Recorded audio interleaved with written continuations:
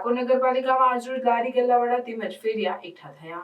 યાત્રાધામ ડાકોરમાં 100 જેટલા લારી ગલ્લાના તેમજ ફેરિયાવાળાની માંગણી એ છે કે અમને યોગ્ય જગ્યા ફાળવો, અમારા ધંધા રોજગાર બંધ થઈ ગયા છે. તેમજ ડાકોર નગરપાલિકા દ્વારા અધિકારીઓ દ્વારા મોટા દબાણ હટાવતા નથી અને અમોને ફેરિયાવાળાને હેરાન પરેશાન કરે છે.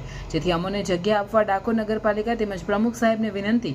સુનિલભાઈ તેમજ જમોન્ટુભાઈ જણાવે છે કે અમારા ઘરના હાલ બેહાલ થઈ ગયા છે. ઘર ચલાવવું મુશ્કેલ પડે છે તેમજ 100 જેટલા પરિવારોને હાલ ખાવાના પણ ફાફા પડે છે. સ્ટોરી તપન કાછિયા, ખેડા, ડાકોર. મારું નામ મોન્ટુ બારોટ. અમારો 4 મહિનાથી ગુમતી ઘાટ ઉપર ધંધો બંધ છે. એના માટે અહીં ડાકોર નગરપાલિકા આવ્યા છે. અમને 4 મહિનાથી ગોળ ફેરવે છે. અમે એવું કહીએ ભાઈ અમને નાનો મોટો ધંધો અમે રોજગારી જે છીનવી લીધી 4 મહિનાથી અમને પાછી આપો તો નથી આપતા.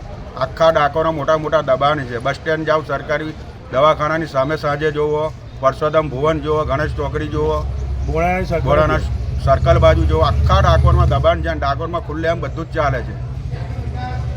તમારી માગણી એ જ છે કે અમને અમારી રોજીરોટી આપો ને બધા દબાણ હટાવો. અમારા ડાકોરમાં કોઈ કંપની નથી, કોઈ ફેક્ટરી નથી.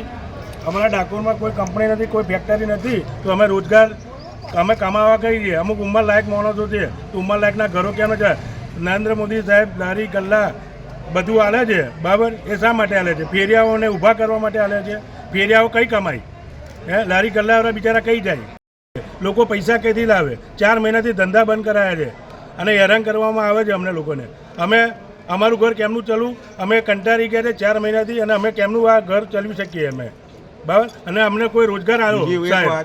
ગુજરાત હાઈકોર્ટ અને કલેક્ટર દ્વારા જે 13 પાક્કા દબાણ તોડવાનો ઓર્ડર કેટલા વર્ષોથી આવે છે તે કેમ નહીં તોડતા? જે પાક્કા દબાણ છે ડાકોરમાં, અમે તો 4 વીની લારીવાળા જ, અમે તો કે તારે હટી જઈએ. પાક્કા દબાણ કેમ નહીં તોડતા ડાકોર નગરપાલિકા?